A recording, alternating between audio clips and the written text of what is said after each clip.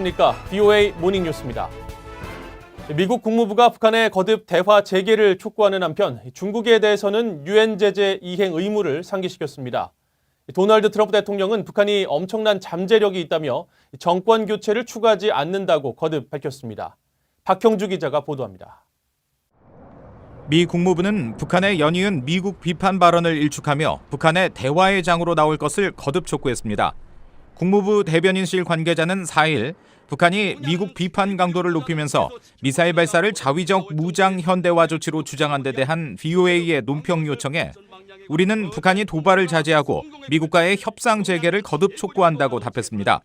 또 이미 밝힌 것처럼 북한 측으로부터 답을 듣는 대로 미국은 협상에 관여할 준비가 돼 있다는 점도 재확인했습니다. 앞서 국무부는 지난달 31일 미국과의 대화에 대한 기대가 점점 사라지고 있다는 최선희 북한 외무성 제1부상의 담화에 대해서도 같은 입장을 밝힌 바 있습니다. 국무부 관계자는 왕이 중국 외교부장이 최근 평양을 방문해 북중 우호 관계를 과시한 것에 대해선 모든 유엔 회원국들이 유엔 안보리 결의들을 이행할 의무가 있다는 원칙을 상기시켰습니다. 또 중국이 그렇게 할 것으로 기대한다며 미국은 동맹국가 파트너들 그리고 중국을 포함한 유엔 안보리의 다른 상임이사국들과 계속 긴밀히 조율할 것이라고 설명했습니다. 트럼프 대통령은 이날 북한에 대해 정권 교체를 바라지 않으며 엄청난 잠재력이 있는 나라라고 거듭 밝혔습니다.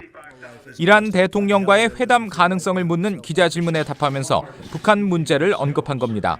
Iran can be a great country, and North Korea can be a great country. They can be great. We're not looking for regime change. We've learned that lesson a long time ago. 트럼프 대통령은 또 지금 많은 대화가 오가고 있으며 아주 중요한 합의에 이르게 될 것으로 본다면서 무슨 일이 일어날지 지켜보자고 덧붙였습니다. VOA 뉴스 박형주입니다. 아베 신조 일본 총리와 블라디미르 푸틴 러시아 대통령이 북한 비핵화를 위한 협력을 지속하기로 합의했습니다.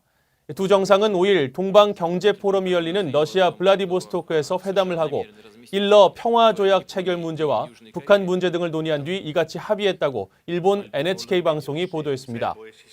푸틴 대통령은 이날 미국이 일본이나 한국 등에 중거리 미사일을 배치할 것이라며 이는 유감이고 우려스러운 일이라고 밝혔습니다.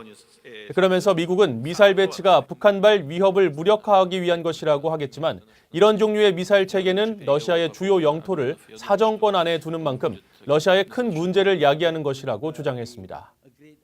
서울 안보대화에 참석한 전 6자 회담 미국 측 인사는 미북 협상이 북한의 완전하고 검증 가능한 비핵화에 초점을 맞춰야 한다고 말했습니다. 만일 핵 동결선에서 동의한다면 북한의 핵 능력을 인정하는 것으로 심각한 안보 위기를 촉발하는 실수가 될 것이라고 지적했습니다. 서울에서 안소영 기자의 보도입니다. 함께 만드는 평화, 도전과 비전이라는 제목으로 열린 2019 서울 안보 대화에 참석한 조셉 디트라니 전 6자 회담 미국 측 차석 대표는 북한과의 협상에서 핵 동결선에서의 합의를 한다면 큰 실수를 범하는 것이라고 말했습니다.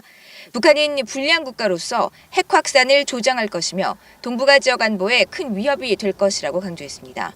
North Korea with nuclear weapons would encourage a nuclear arms race in the region. It could also lead to proliferation issues to rogue states.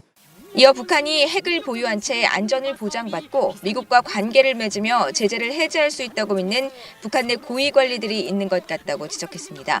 그러면서 북한의 이런 태도를 받아들인다면 핵 확산 방제 노력을 기울여온 국제사회에 심각한 안보 문제를 안기는 것이라고 강조했습니다.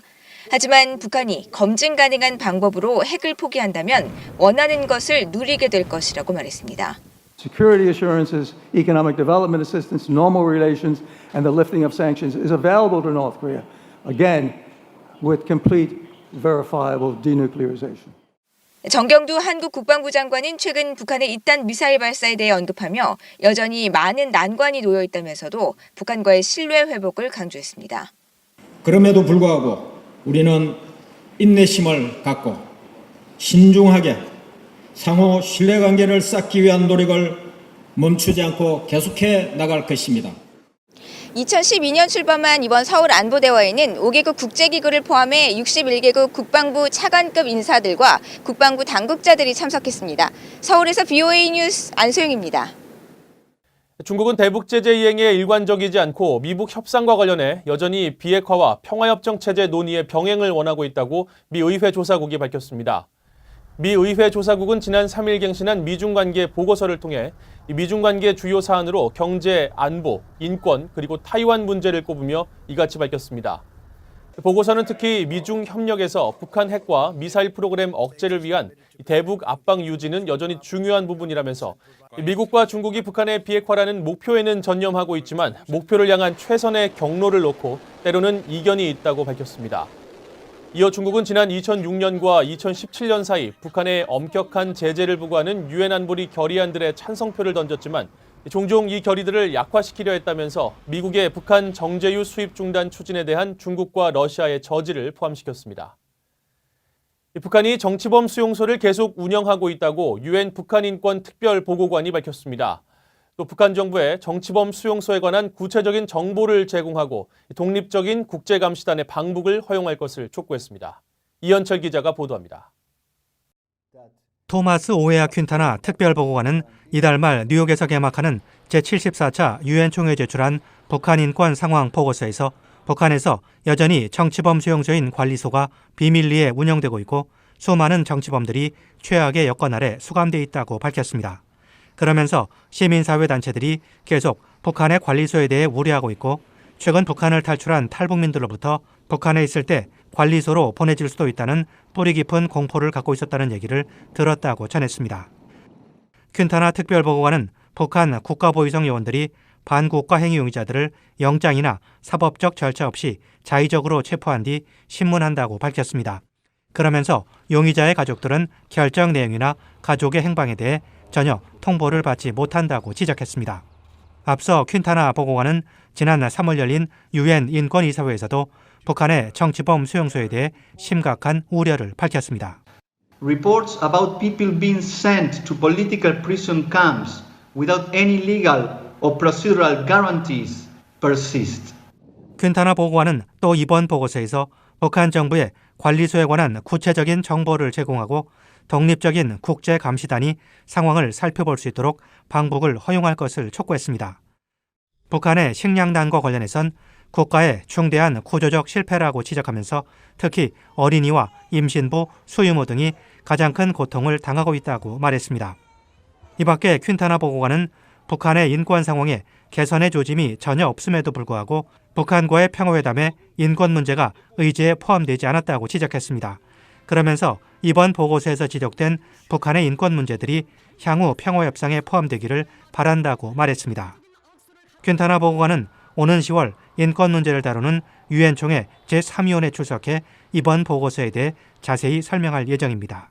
BOA 뉴스 이현철입니다. 북한이 시리아로 운송하려던 화학공장 내장재가 그리스 정부에 의해 차단됐다고 국제기구인 자금세탁방지기구가 밝혔습니다. 자금세탁방지기구는 지난 3일 발표한 그리스에 대한 상호평가 보고서에서 그리스 세관이 2017년 유엔과 유럽연합의 제재를 위반한 것으로 의심되는 컨테이너에 시리아 화학공장에서 사용될 수 있는 내산성 타일이 담겨 있었다고 밝혔습니다. 특히 이 화물의 발송인은 유엔 안보리의 제재 대상인 조선광업개발회사와 협력한 것으로 드러났으며 수취인 역시 미국과 유럽의 제재 대상인 시리아 과학연구개발센터로 알려졌다고 지적했습니다. 앞서 유엔 대북제재위원회 전문가 패널은 지난해 3월 공개한 연례 보고서에서 조선광업개발회사가 2017년 시리아 과학연구개발센터가 만든 유령회사로 내산성 타일을 운송하려 했다고 지적했는데 이번 그리스 사례가 같은 것인지는 아직 확인되지 않았습니다. 미국 국가안보국 NSA 산하에 북한 등의 사이버 공격에 초점을 맞춘 전담부서가 신설돼 다음 달 1일 출범합니다. 앤 뉴버거 신임 사이버 보안부장은 4일 워싱턴에서 열린 빌링턴 사이버안보 제10차 연례회의에 참석해 사이버 보안부 출범을 알리고 신설부서가 북한, 러시아, 중국, 이란 등 지정학적 적국들의 사이버 위협 제거에 모든 역량을 집중할 것이라고 밝혔습니다. 뉴버거 신임부장은 특히 북한이 정권의 자금줄 확보를 위해 가상화폐 탈취 분야의 창조적인 역량을 발휘하고 있다고 지적하고 이를 막기 위한 암호화 기술 개발에 전력을 다하고 있다고 말했습니다.